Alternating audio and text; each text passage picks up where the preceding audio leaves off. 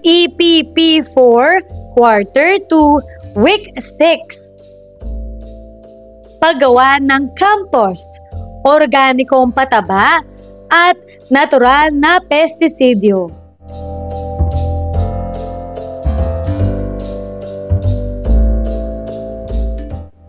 Matatag curriculum, bansang makabata, batang makabansa, with me, Teacher KMT. Magandang araw mga bata! Ngayon ay pag-aaralan natin ang tungkol sa paggawa ng compost, organikong pataba at natural na pestisidyo.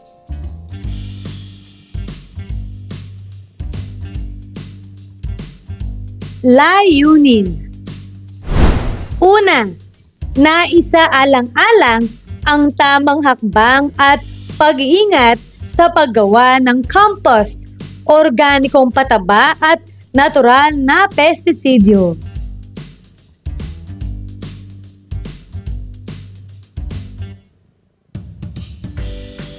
Maikling balik-aral. Tanong, tugon. Una, ano-ano ang mga iba't ibang mga pamamaraan sa pag-aalaga ng mga pananim? Tama! Una, pagbubungkal. Pangalawa, pagpupunla at pagtatanim.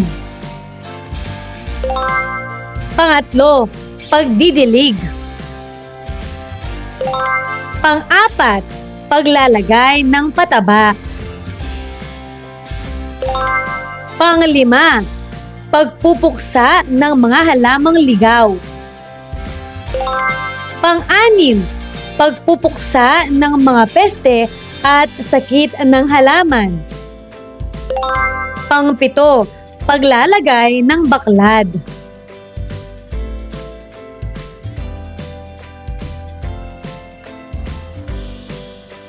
Pangalawa, ano-ano ang dapat isaalang-alang sa iba't ibang pamamaraan sa pag-aalaga ng mga pananim?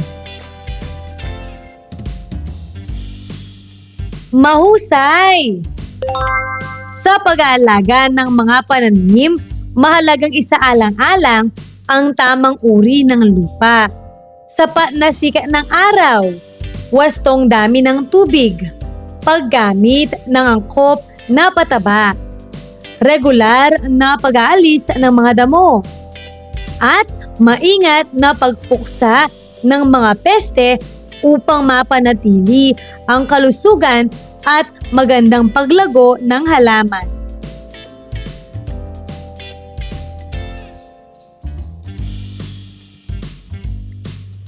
Paglinang sa kahalagahan sa pagkatuto sa aralin. Tanong, tugon. Una, sa pag-aalaga ninyo ng inyong mga pananim sa nakaraang aralin, ano-ano ang mga pamamaraan ang iyong isinagawa na natural o yung hindi gumagamit ng komersyal na produkto? Kung wala, ano sa tingin mo ang maaaring pamamaraan na gagawing natural? Pangalawa, paano ginagawa ang mga natural na pamamaraan?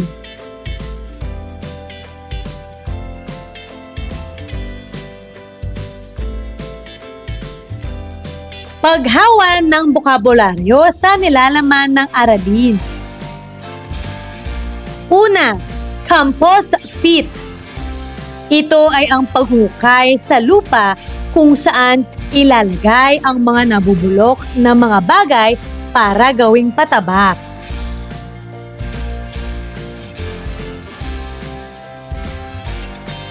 Pangalawa, organikong pataba. Ito ay kadalasang hinahalo sa tubig na ididilig sa mga halaman upang madagdagan ang sustansya ng lupa.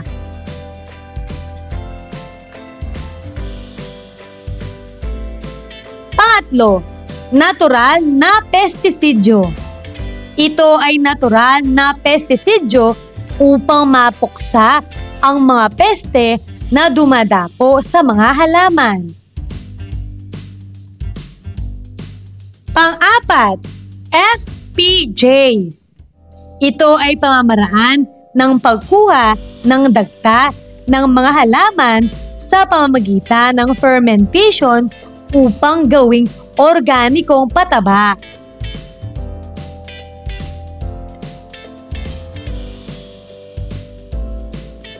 Pang-lima, FFJ. Ito ay pamamaraan ng pagkuha ng dagta ng mga prutas sa pamamagitan ng fermentation upang gawing organikong pataba.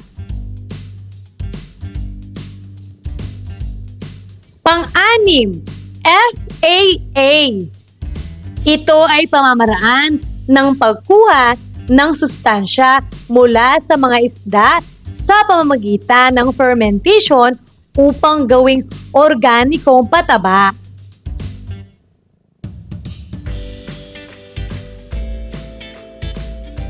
Unang aralin, paggawa ng compost.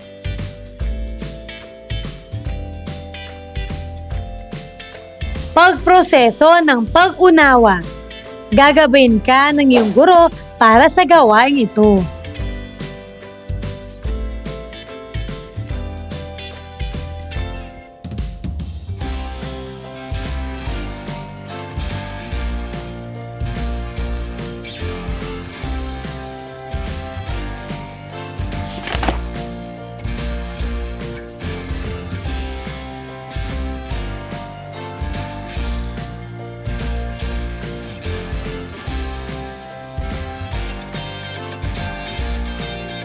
Pinatnubayang pagsasanay.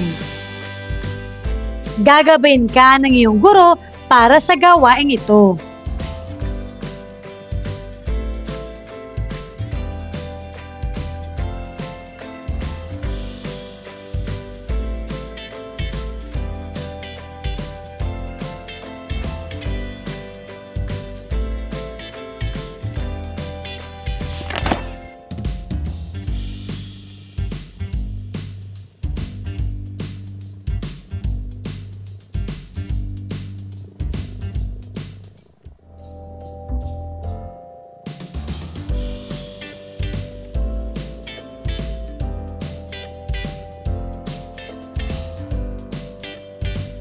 Ang pag-iimbak ng mga nabubulok na basura sa hinukay na bahagi ng isang malawak na bakuran ay tinatawag na compost pit.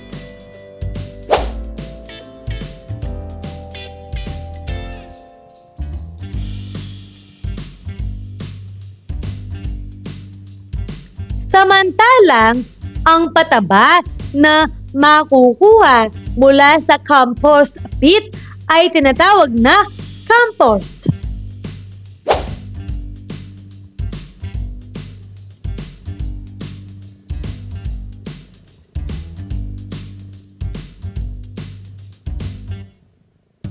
Narito ang mga sumusunod na gabay sa paggawa ng compost pit.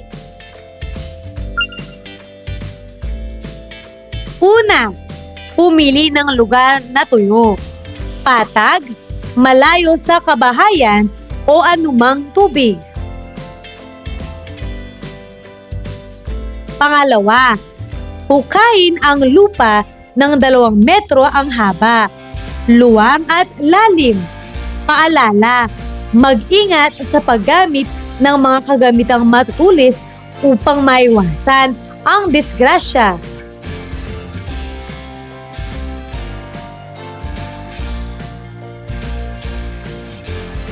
Pangatlo, ilagay sa loob ng hukay ang mga pinutol na damo, basurang nabubulok, at mga pinagbalatan ng gulay at prutas. Pang-apat, patungan ito ng dumi ng hayop tulad ng dumi ng baboy, manok o baka.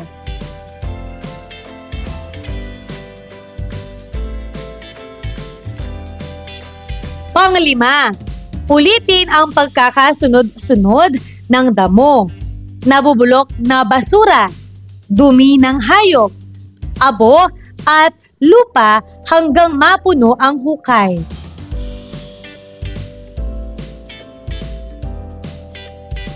Pang-anim, sabugan ito ng abo at patungan ito ng lupa. Paalala, mag-ingat sa paglalagay ng abo sa pit upang hindi makadisgrasya.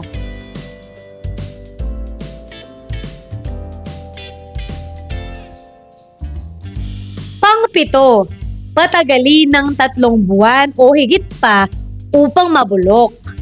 Kunin ang mga compost sa pamamagitan ng pagsasalandra gamit ang metal screen na maliliit ang mga butas.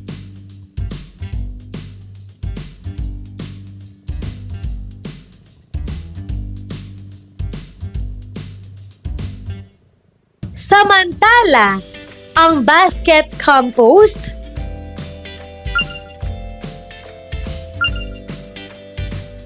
ay isinasagawa kung walang sapat na lugar para gumawa ng hukay. Ito ay kagaya rin sa paggawa ng compost pit maliban sa kung saan ilalagay ang mga nabubulok na mga bagay.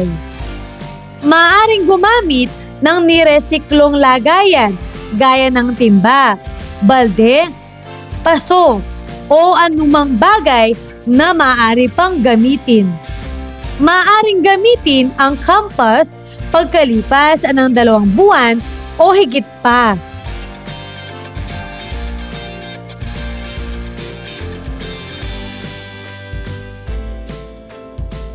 Gabay na tanong.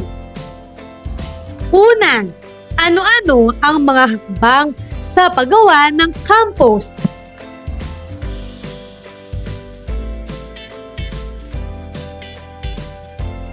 Narito ang mga sagot. Maaari mo ba itong basahin?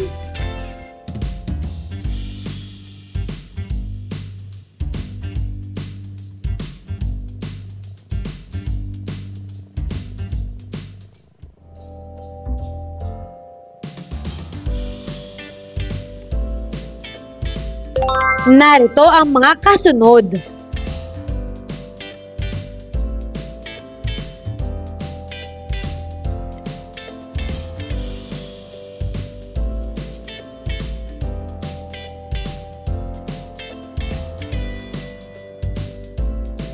Pangalawa, ano-ano ang mga kahalagahan nito sa ating mga pananim?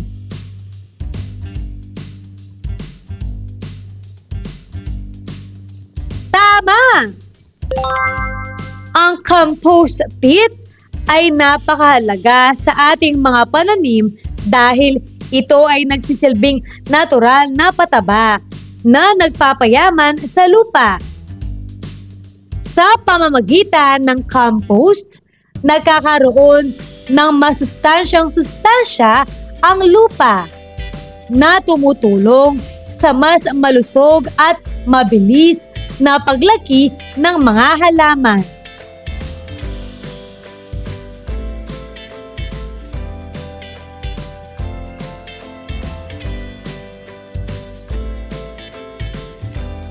Paglalapat at pag-uugnay. Gagabayin ka ng iyong guro para sa gawaing ito.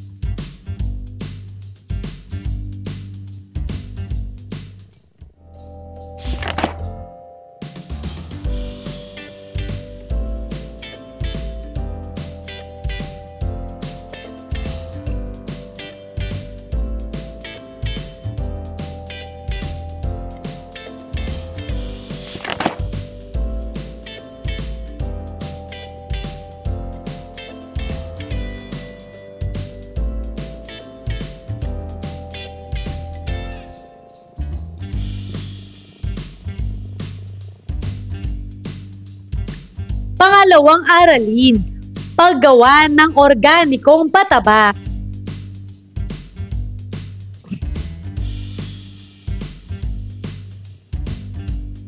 Pagproseso ng pag-unawa. You complete me. Kumpletuhin ang mga sumusunod upang makabuo ng isang pangungusap.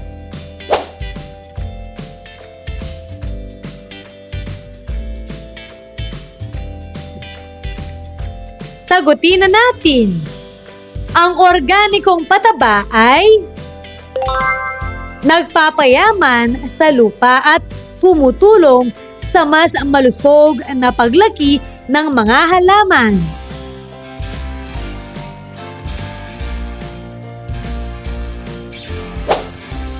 Para sa pangalawang bilang, sagutin mo ito.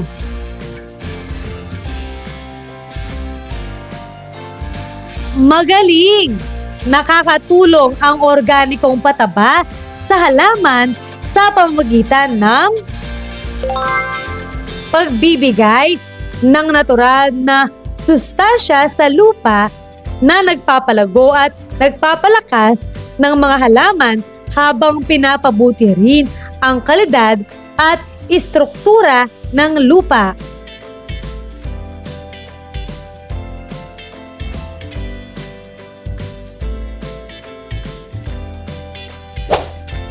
Pangatlo, basahin at sagutin mo ito.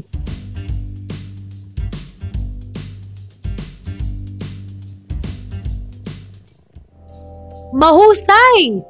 Ang mga organikong pataba na alam ay compost, dumi ng hayop, tulad ng baka o manok, at mga nabubulok na bahagi ng halaman o pagkain.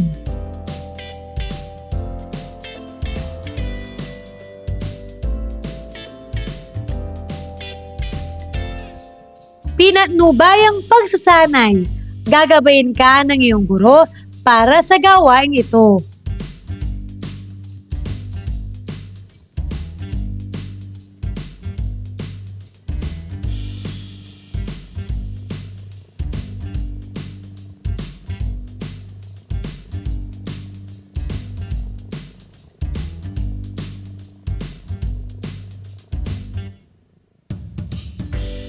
Ang pinagtam ng lupa ay nangangailangan ng sustansya gaya ng nitrogen, phosphorus at potassium. Ngunit, ang mga sustansyang mula sa lupa ay maaaring hindi sapat kung kaya't kailangan ng pataba o abono sa pinagtamnan. Ang ilan sa mga organikong pataba o organic concoctions and extracts ay fermented fruit juice o FFJ, fermented plant juice o FPJ, fish amino acid o FAA, puhol amino acid o KAA, indigenous microorganisms o IMO, bokashi, at oriental herbal nutrients o OHN, calcium phosphate o CAFOS.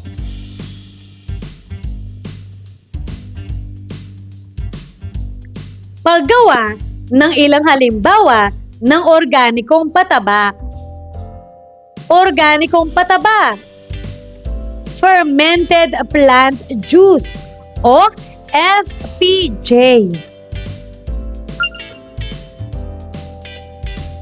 Kagamitan: sisidlan, molasses, Manila paper, pantali, bahagi ng halaman, saging, kamote, alugbati, mani, kangkong.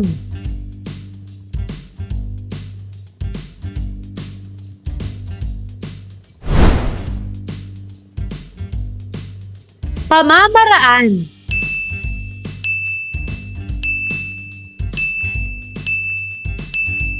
Basahin mo ito.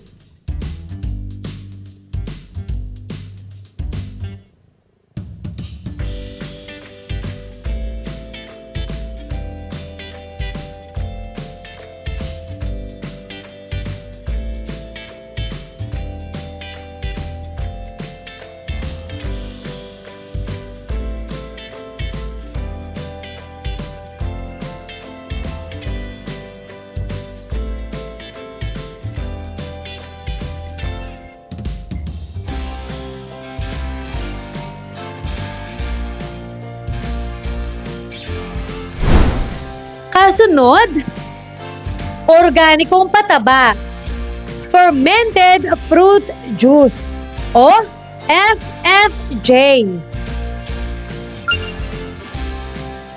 Kagamitan, sisidlan, molasses, Manila paper, pantali, prutas.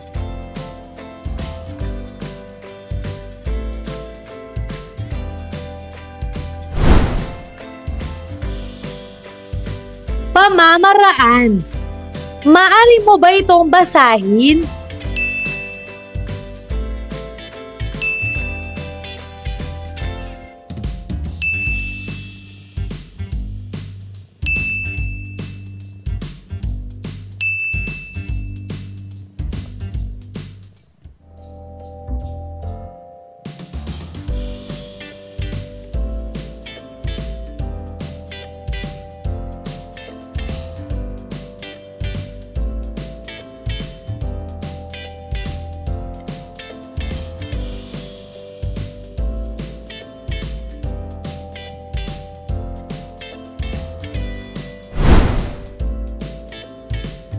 Pangatlong organikong pataba, fish amino acid o FAA. Kagamitan, isda, molasses, sisidlan, Manila paper, pantali.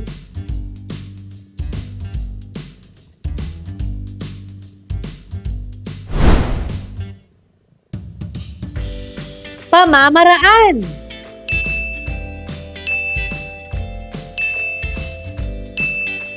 Basahin mo ang mga ito.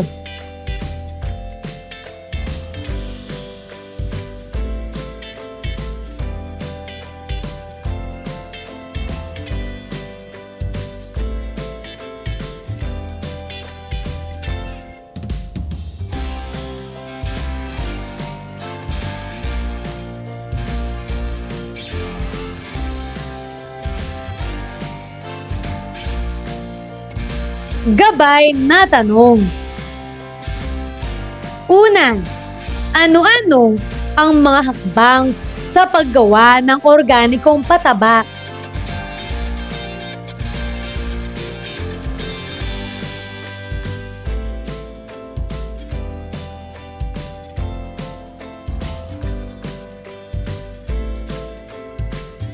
Magaling! Ang paggawa ng organikong pataba ay nakadepende sa uri nito.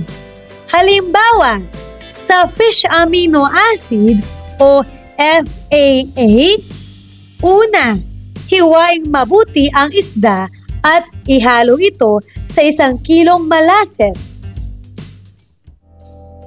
Pangalawa, ilagay ito sa sisidlan, takpan ng Manila paper, at itali gamit ang pantali.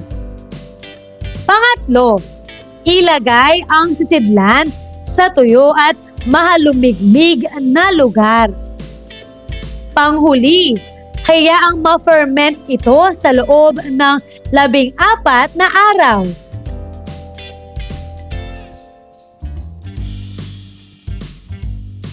Pangalawa, ano-ano ang mga kahalagahan nito sa ating mga pananim? Tama! Ang organikong pataba ay mahalaga sa ating mga pananim dahil ito ay nagpapalusog sa lupa, nagpapabilis ng paglaki ng halaman, nagbibigay ng sapat na sustansya, ligtas sa kalikasan at nakababawas ng gastos sa pagsasaka.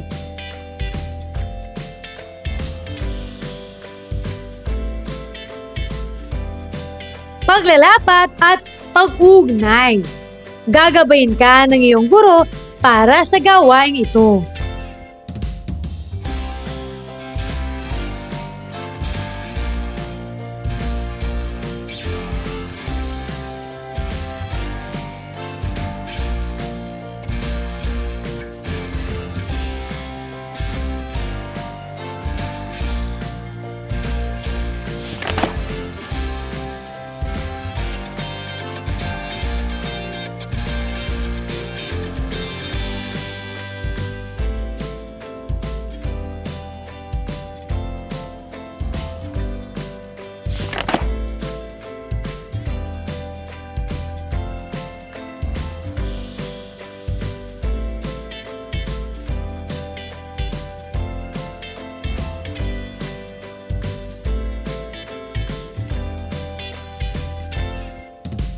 Pangatlong aralin, paggawa ng natural na pestisidyo.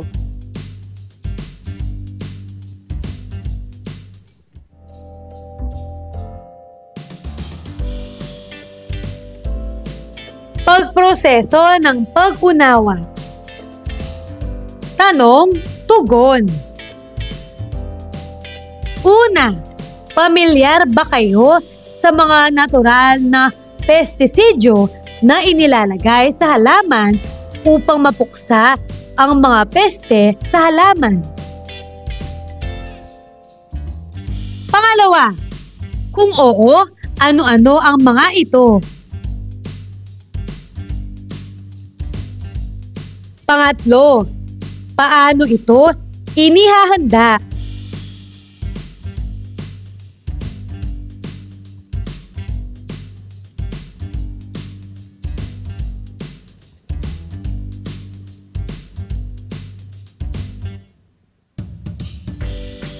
Pinatnubayang pagsasanay. Gagabayin ka ng iyong guro para sa gawain ito.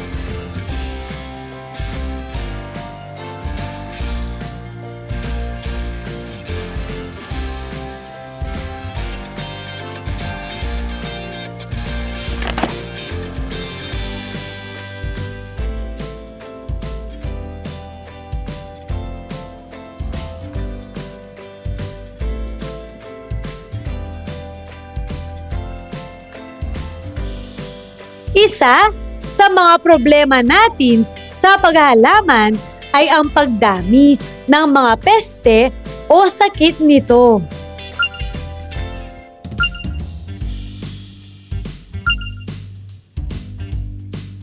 Karaniwang ginagamit sa pagpuksa ng mga ito ay ang paggamit ng komersyal na pestisidyo.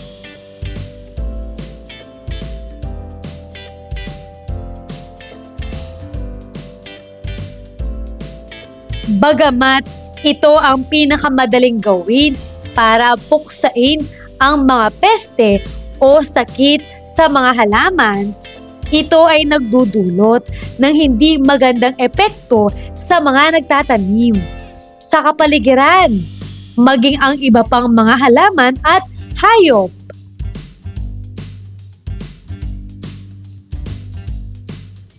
Kung kaya't hinihikayat na gumamit ng mga natural na pamamaraan upang mabawasan o mapuksa ang mga ito.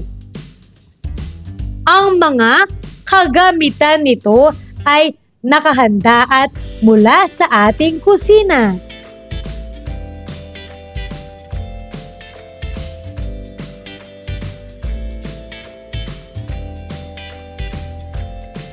Narito ang ilan sa mga natural na pestisidyo na maaari nating gawin.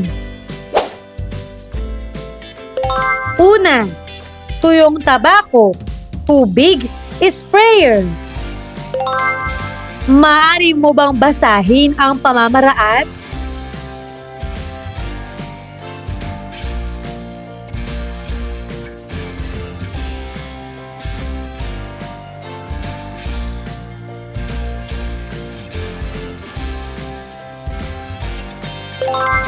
Pangalawa, eucalyptus oil. Maaari mo bang basahin ang pamamaraan?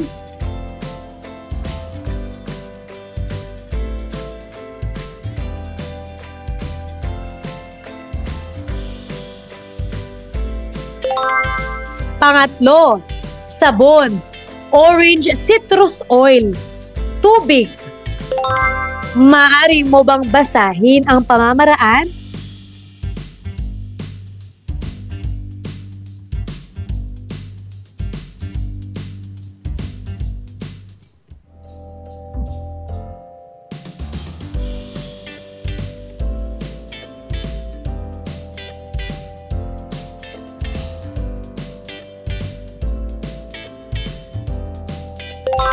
Pang-apat, neem solution. Maaari mo bang basahin ang mga pamamaraan?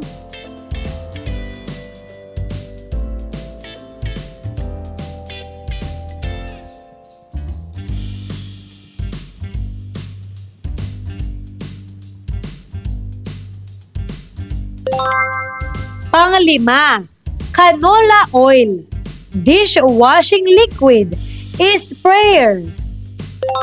Maaari mo bang basahin ang pamamaraan?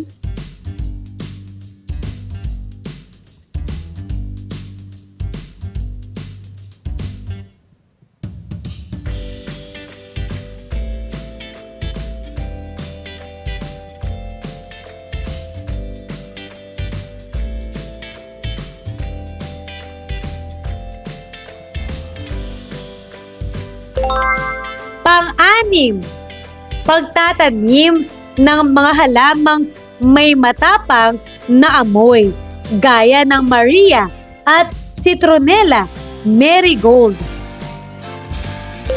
Maaari mo bang basahin ang mga pamamaraan?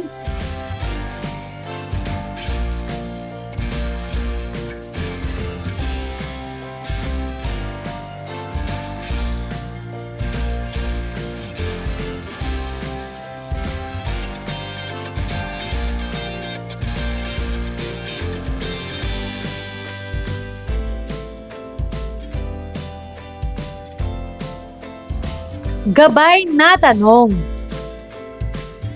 Una, ano-ano ang mga hakbang sa paggawa ng natural na pestisidyo? Mahusay! Para sa mga kagamitan na tuyong tabako, tubig at sprayer, una, ilagay ang isang tasa ng tabako sa isang galong tubig. Pangalawa, ibabad ito ng magdamag. Pangatlo, dagdagan ng tubig kung naging itim ang kulay ng tubig. Pang-apat, ilagay sa sprayer at iwisik sa halaman. Ito ay isa lamang sa marami pang halimbawa ng natural na paggawa ng pestisidyo.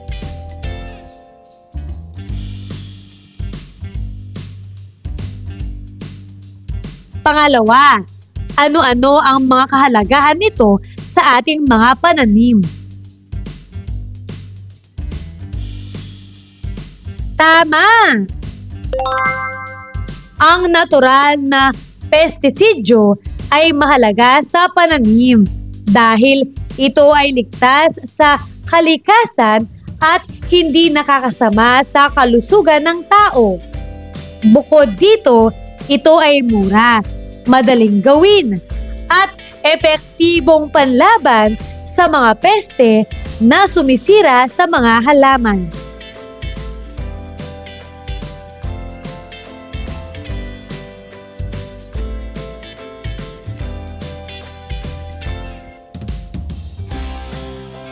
Paglalapat at pag-uugnay.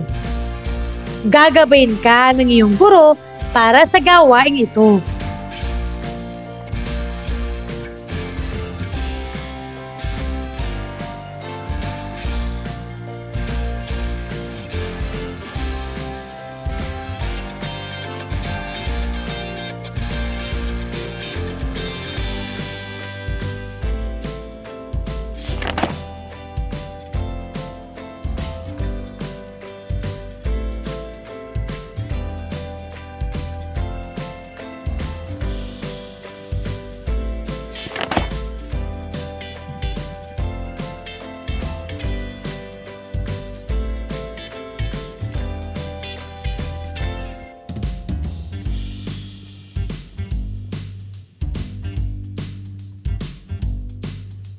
Pabaong pagkatuto.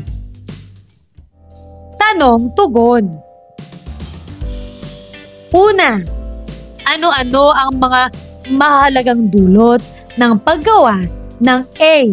Compost pit o basket compost? B. Organikong pataba? At C. Natural na pestisidyo? Tama! Ang paggawa ng compost pit o basket compost ay mahalaga dahil nakatutulong ito sa pagbawas ng basura at sa paggawa ng pataba mula sa mga nabubulok na bagay. Ang organikong pataba naman ay nagpapalusog sa lupa at pananim nang hindi gumagamit ng kemikal. Habang ang natural na pestisidyo ay ligtas na panlaban sa peste na hindi nakakasama sa kalikasan at kalusugan ng tao.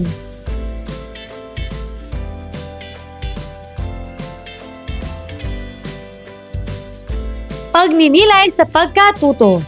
Gagabayin ka ng iyong guro para sa gawaing ito.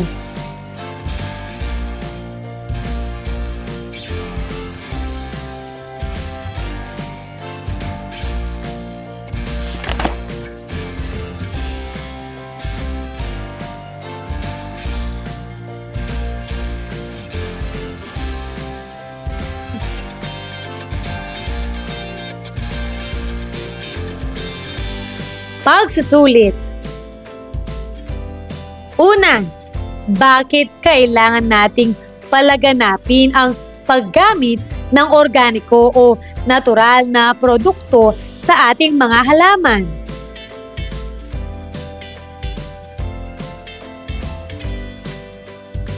Magaling! Kailangan nating palaganapin ang paggamit ng organiko o natural na produkto sa ating mga halaman dahil ito ay ligtas para sa kalikasan at nakatutulong sa pagpapanatili ng sustenableng pagsasaka. Bukod dito, nakaiiwas tayo sa paggamit ng mapanganib na kemikal na maaring makasama sa kalusugan ng tao at hayop.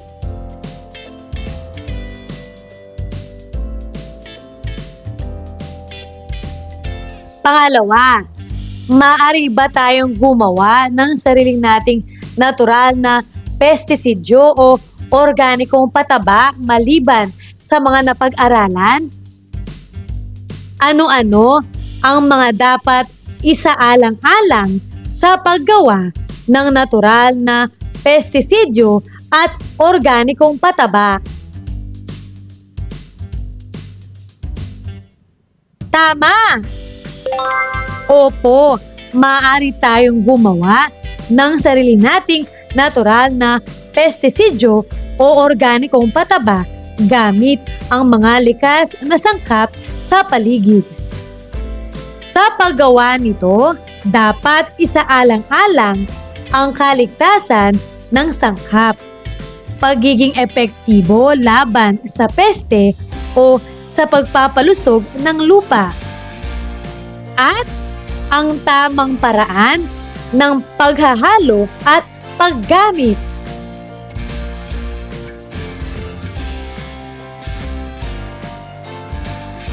Mahusay mga bata!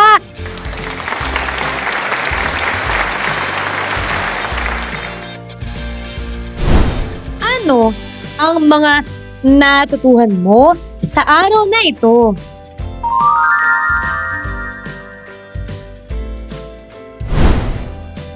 Ngayong araw na ito, natutuhan ko ang tungkol sa pag-iimbak. Ang pag-iimbak ng mga nabubulok na basura sa hinukay na bahagi ng isang malawak na bakuran ay tinatawag na compost pit.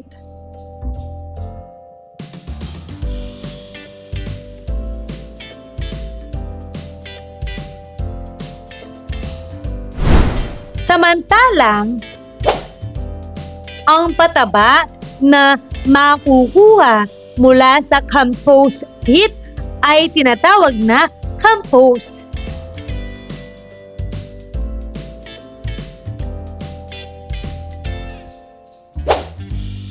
Ang organikong pataba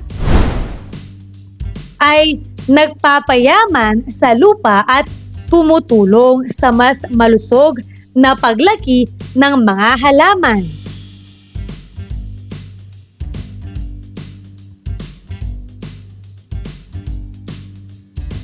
Hinihikayat naman na gumamit ng mga natural na pestisidyo upang mabawasan o mapuksa ang mga peste.